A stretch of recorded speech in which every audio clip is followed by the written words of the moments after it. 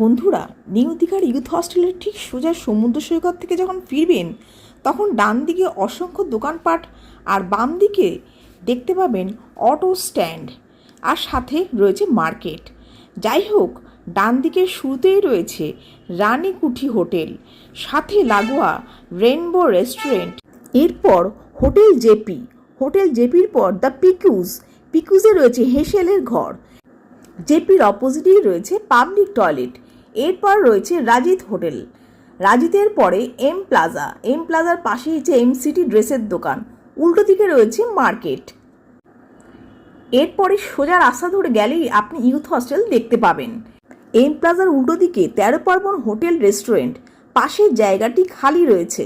ডান দিকে রয়েছে ইন্দ্রলোক লজ এবং রেস্টুরেন্ট, এবং তার পাশেই নিউ কনস্ট্রাকশন, পাশেই ওয়াটার পার্কের জায়গা। সোজা গেলে বাঁদিকে পড়বে শেষে